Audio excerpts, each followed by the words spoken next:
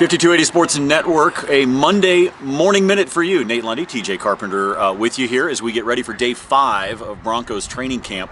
TJ, it was a bad day yesterday for the quarterbacks, and because of how this team is structured right now, because of the narrative about the Broncos and everything, it doesn't matter what else happened. The fact that that took place yesterday is all everybody's talking about. Of course, and understandably so. I mean, it's such an important factor for your team. You need to make sure that your quarterbacks are ready for the season. They didn't look ready yesterday. Vance Joseph, maybe the first time I've heard a coach be that just sort of blatantly obvious that the quarterbacks performed poorly.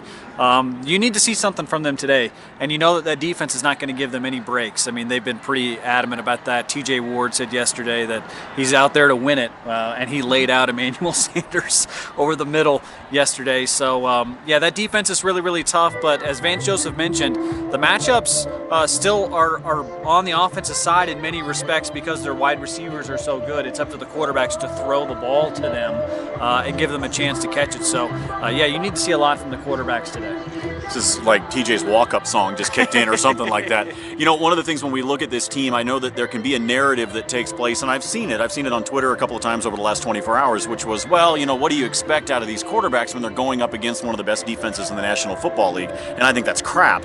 I think you have to be able to perform, and I think that's what Vance Joseph's point was yesterday in speaking to the media afterwards, because TJ even asked him the question about this idea of going up against this defense, and he said, hey, this is the NFL. This is what it is. And when you've got guys like Demaryius Thomas and Emmanuel Sanders that know how to make plays, you got to find a way to get them the ball. It's that simple, and right now the quarterbacks are not succeeding in being able to do that. Need to see some better play out of the offensive line as well. Menelik Watson got beat like he was standing still as they went through practice, and look, we know Von Miller's going to do that, and that's just the talent that that guy has, but you still got to see some better play out of this offensive line.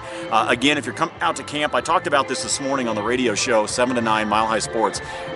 Garrett Bowles is a blast to watch when he is out here. He is an intense individual. He is high-fiving when they make good plays. He's talking to both the offensive line and the defensive line, trying to learn. This is exactly the kind of mentality, TJ, you want out of a young player like Garrett Bowles. Absolutely, yeah. You mentioned it. Garrett Bowles, he's a lot of fun to watch, not just on the field. You can tell he's a little bit more experienced than a traditional rookie is, but in addition to that, his personality is just booming. Yeah. You love watching him interact with his teammates. You can tell he's somebody who wants to be involved, wants to communicate, and for rookies, that's really important. Over-communicating and asking a lot of questions is something that coaches love to see. So I think it's a good sign that Garrett Bowles is he's not there yet, but he's going to be a starter sooner rather than later.